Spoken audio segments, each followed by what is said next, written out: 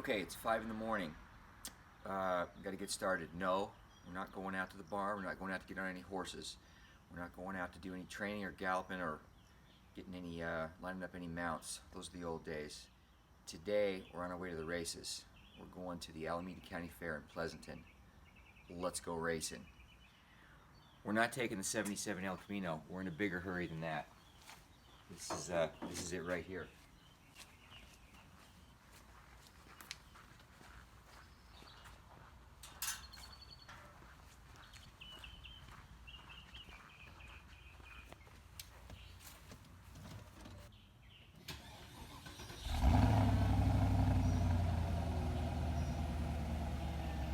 We'll see you at the races at the Alameda County Fair in Pleasanton in about 6 hours. Okay, now we're at the donut shop in Compton on our way to Pleasanton, on our way to the races at the Alameda County Fairgrounds. Got to stop and get a couple of donuts from Charles.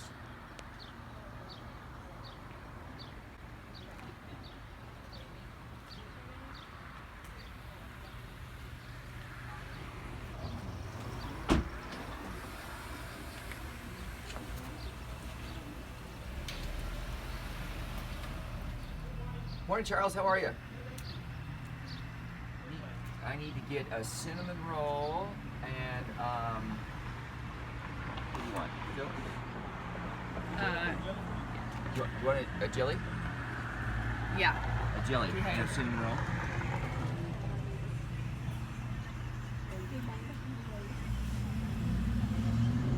Okay, so I started this blog a few years ago, and I wrote primarily about horse racing. Not exclusively, but primarily. As things went along, I only wrote when I had something to say. And a lot of times I would fight the urge to say something. Not because I didn't know what to say, but because once you start going down this road, at least for me, I can't stop. And I get consumed by it. And it churns me up. Because the problems in the horse racing world are, you know, it's not rocket science. They're not that hard to fix. You just need the will and the courage, both of which are in very short supply within the industry. Nobody thinks it's their responsibility. They all want to pass the buck and hand it off to somebody else. They look for short-term fixes for long-term problems. It's like financing a long-term project with short-term money. The interest rate drags you down and it doesn't work. So as things went along a little while, I started focusing more on horse racing and then began to write exclusively about horse racing. And in the just recently concluded Kentucky Derby with the maximum security and war of will in the disqualification, I wrote a blog post about that, about how the rules were followed and how the stewards followed the rules. The disqualification was the right call. Now, there's a lot of people that were mad. There's a lot of people that were upset. I understand. Officiating tends to bring out the ire in fans of all sports. But the biggest problem with the horse racing scenario in the Kentucky Derby this last spring was that people don't understand the rules. If you understand the rules, you know the stewards made the right decision. And there's tons of misinformation, tons of miscommunication, misinformation, and errant thinking in the horse racing world from people who don't know the rules. They're passionate, but they don't know the rules. They don't really understand the game. They think they know, and they espouse these emotions, which is good. I'm glad they're engaged, but they don't know. They don't quite understand. There is a lot of cognitive bias and misconception about what goes on out there, what goes on in the arena. So I wrote a blog post about it a couple of days after the Derby. You know, it was a fully formed, fully informed insight to the deal, to what happened and how it happened and why it went down like it did. And I published it. And to my shock, my blog post got shared over 21,000 times on Facebook, within just a few days. My blog post got read. My blog post was read or viewed on my blog 100,000 times in a few days. It shocked me, which means I touched a nerve, which means the Kentucky Derby touched a nerve, which it woke up a bunch of silent people, and it woke up a lot of emotion within the industry, from people outside the industry.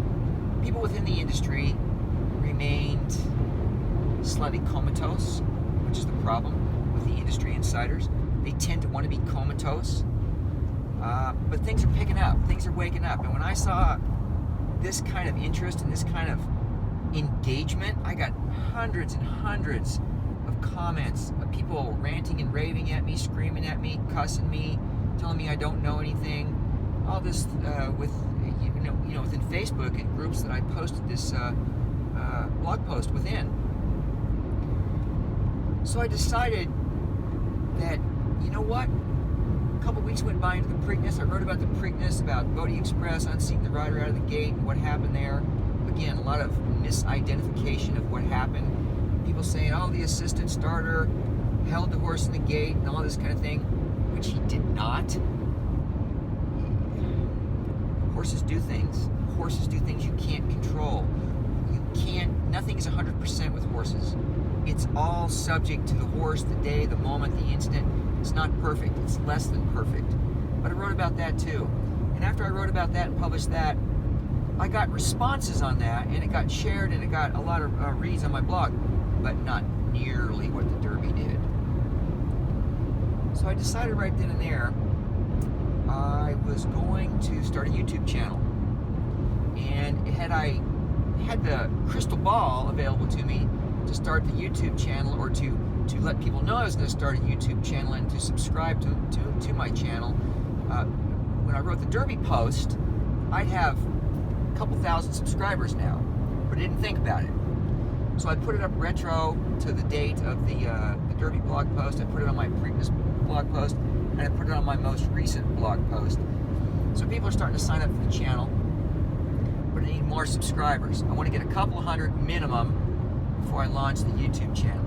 And when I launch the YouTube channel, you're going to be able to ask me anything you want about horse racing. Anything. And I'm going to answer questions. I'm going to answer questions at least once a week. I'm going to engage with people. And just so you know, I'm not speaking in a vacuum. I'm speaking from a lot of experience. Not everybody knows me. I don't expect everybody to know me. I've been out of horse racing, from the mainstream for a little while, but I was in the mainstream for a lot of years. I was a jockey, I was an assistant trainer, I was a trainer, I was an owner, I was a breeder. I've bought millions of dollars worth of horses at the sales. I know what I'm talking about. Now, again, you gotta have perspective here. There's always somebody that's won more races than you have won. Whether you're a jockey, whether you're a trainer, it doesn't make any difference. Somebody's always got a faster horse. There's tons of riders that have won more races than I won as a jockey. There's tons of trainers who saddled more winners than I saddled. I've won stakes races, graded stakes races, but there's other trainers that have won more graded stakes races. That is not my point. I have never claimed, nor will I claim, to have won the most races, or saddled the most winners, or trained the most graded stakes winners. I'll leave that for other people. That stuff's all well and fine, and it's all good, but it doesn't make you a horseman. It doesn't make you knowledgeable necessarily that you've won more races. I mean, there's some great trainers out there. There's the standard guys. I mean, the name guys.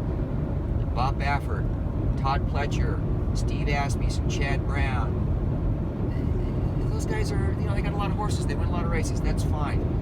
Some of those guys are great horsemen. There's a lot of guys that win a lot of races. They're not great horsemen. Same with jockeys. There's a lot of jockeys out there that win races. It doesn't mean they're good riders. And I know that seems like a bit of a dichotomy. We can talk about that at some point if you want to. Anybody can ask me anything they want. I know what it's like to saddle horses. I know what it's like to train horses. I know what it's like to deal with owners. I know what it's like to deal with breeders. I know what it's like to deal with the racing office, racing surfaces, the problems, the issues that go along with it. I know what it's like to pay a training bill, a feed bill, a blacksmith, and a vet. And I understand medication inside out and backwards. I also understand that all these problems can be fixed. I know what it's like to be a jockey. I know the pros, the cons, the risks, the rewards, the grind. And I also can tell you a lot of jockeys don't make much money. And there's other riders that make a lot of money. And there's other riders that really do a great job.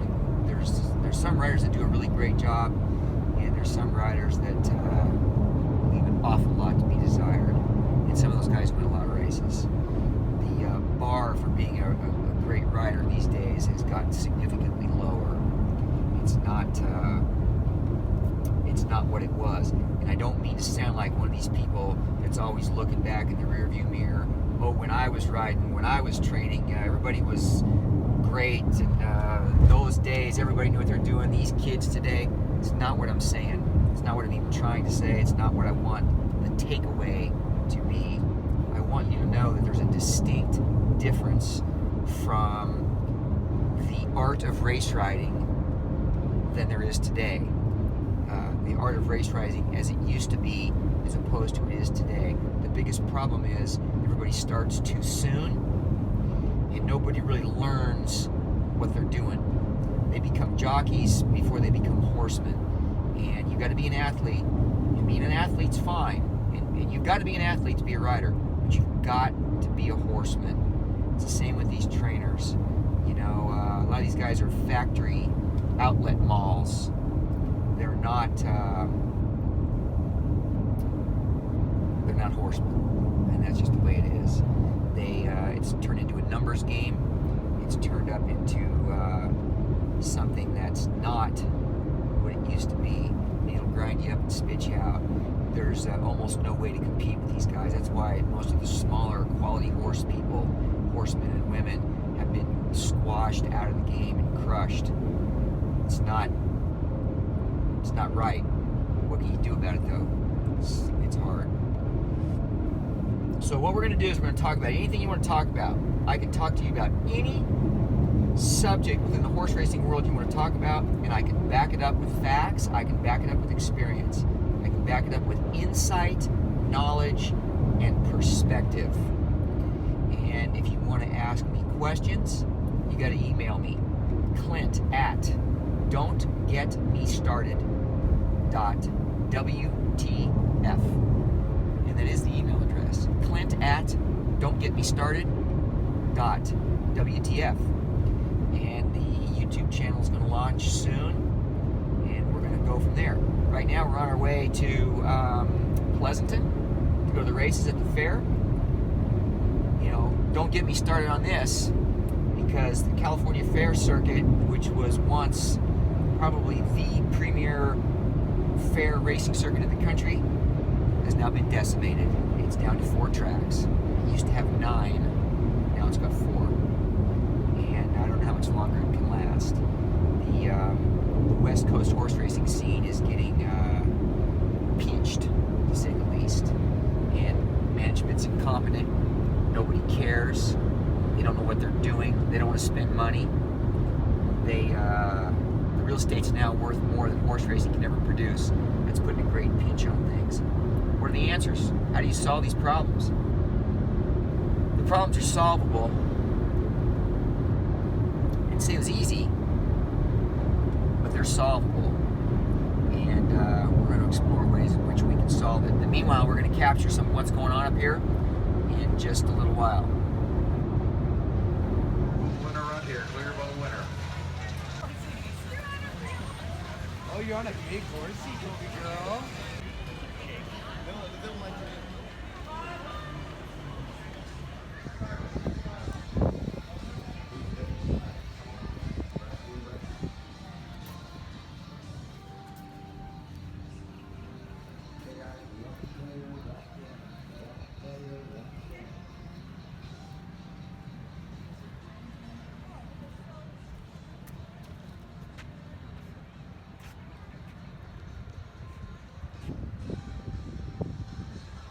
this is a racing cushion. This is the kind of cushion you need on your racetrack. This looks to be at least 4, maybe 5-inch cushion. This is what's missing at most racetracks. You want to know what the core problem is with breakdowns? Here's your problem right here. No cushion on your racetrack and the racing surface is worn out. Darken it up, deepen it up, slow them down. They're going to last longer. Take my word for it. I've been there. Trust me. That's the key.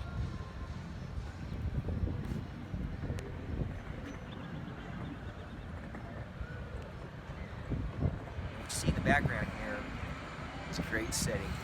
This was the premier fair circuit in the United States, and it's being crushed. They're decimating it. The Pleasanton racetrack here and the Pleasanton racing surface. This is what you want in a racing surface: deep, dark, rich, black soil, lots of cushion. It's much safer. It's much cleaner. It provides a much better bounce for horses, and you'll see your horses will last longer. Everything goes better. Many of horse racing's problems can be eliminated if we slow these horses down, deepen up these racetracks, and get rich, dark, organic material back in these racing surfaces. Plant winter wheat in the winter when these horses aren't running. Plant summer crops in winter racetracks when they aren't running. Plow that back into your racing surface. It creates organic life in a surface. Slow them down, deepen these tracks. These horses will last longer. Pleasanton, County Fair Racing in the state of California.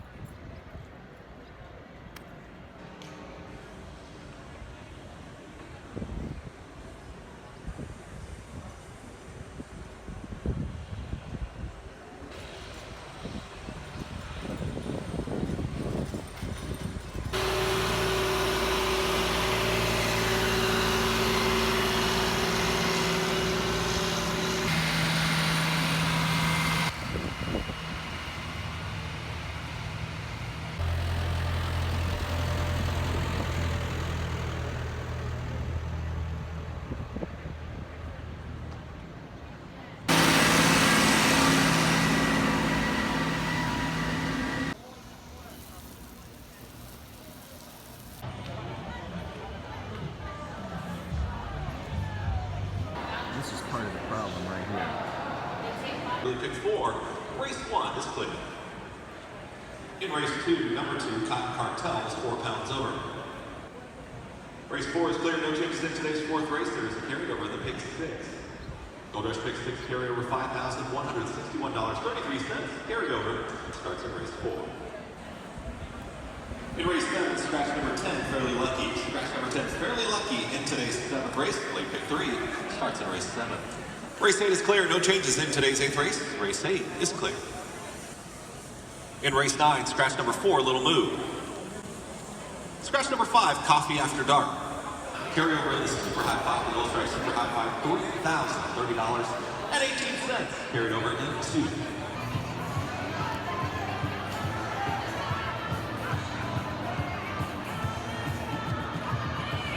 At Pleasanton Racing and the Alameda County Fair, we care about the safety and the well-being of our equine athletes. Horse is sick, didn't eat, or they had to treat it the night before for sickness or colic, that would be an automatic recommendation to the store till the horse is withdrawn.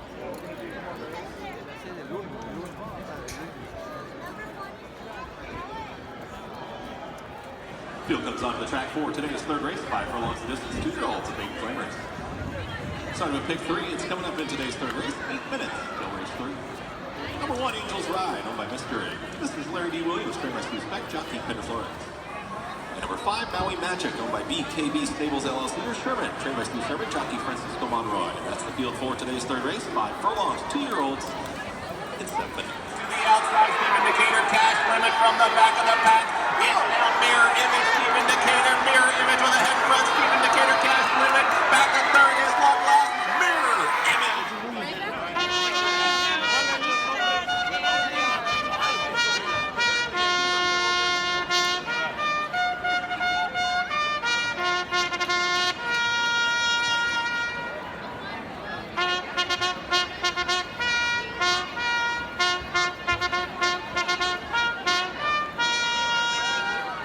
Hugler, Pete Esterbrook brings the field onto the track for today's fourth race. 5.5 furlongs the distance, field of 5. Start of the Gold Rush Pick 6, carry over just over $5 grand there in the Gold Rush Pick 6. It's coming up in 7 minutes.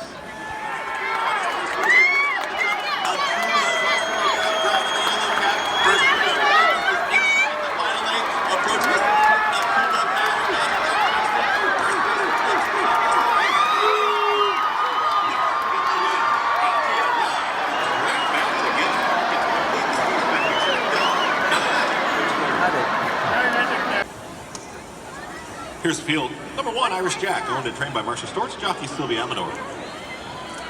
Number 2, Cash Limit, owned by Matt Hansen Racing LLC or Sandlot Racing Stables, trained by Roger Hansen, jockey Irving Roscoe. Okay, everybody, if you want to help save horse racing and you want to know the inside scoop about anything going on in horse racing, subscribe to my YouTube channel. Do it now. Ask me anything, but if you don't want the truth, don't get me started.